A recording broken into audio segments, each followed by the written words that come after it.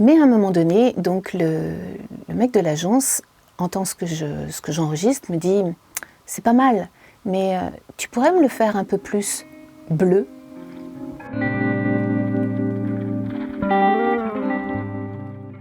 Les deux. Ouais, je prends autant de plaisir pour l'un et pour l'autre. Je dirais que le doublage, ça se rapproche quand même beaucoup plus de ma formation première qui est comédienne, puisqu'on incarne réellement quelqu'un, en fait, dans l'instant, ce qui est technique et compliqué, mais c'est vraiment très, très intéressant à faire.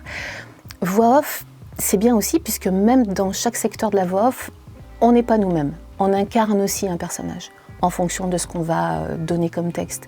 Donc, j'aime les deux.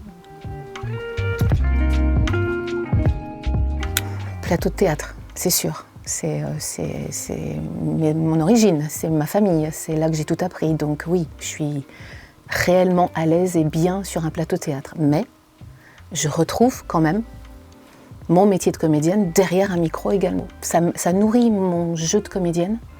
Et quand je suis au théâtre, je nourris aussi mon travail derrière un micro. Donc les deux vont ensemble et depuis toutes ces années, c'est pour ça que j'aime faire ce métier.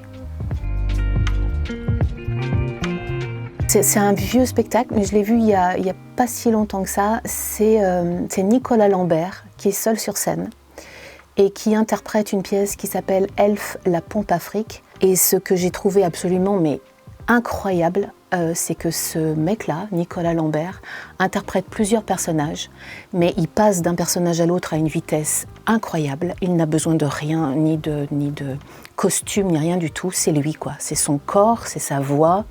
C'est les pauses qu'il prend, il passe dans l'immédiateté d'un personnage à l'autre. J'ai trouvé ça bluffant. C'est à voir, vraiment, pour la performance artistique. Chez les producteurs, pour une pub. Et ce jour-là, il y avait le client, 2 personnes de l'agence, la secrétaire, bref. Donc chacun y allait de son avis, donc déjà c'est difficile.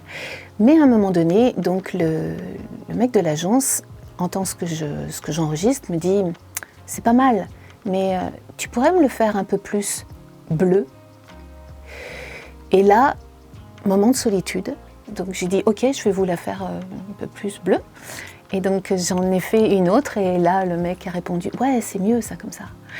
Et voilà, après j'en ai discuté avec l'ingé son qui m'a dit non, c'est n'importe quoi, on ne dit jamais ce genre de choses. Et voilà, c'est l'anecdote que j'aime assez souvent raconter en formation. La voix narrative, j'adore. On raconte une histoire, on apprend plein de choses quand on bosse sur un documentaire, c'est super. Donc c'est très enrichissant. L'audiodescription, j'aime aussi beaucoup.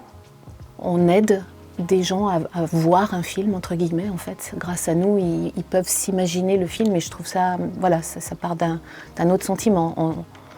On participe au bien-être de quelqu'un, quelque part. Le doublage, j'adore, bien évidemment, mais ça, c'est normal, des formations professionnelles comédiennes, donc forcément, il faut que je joue la comédie à fond derrière un micro. Voilà, ce que je préfère vraiment faire.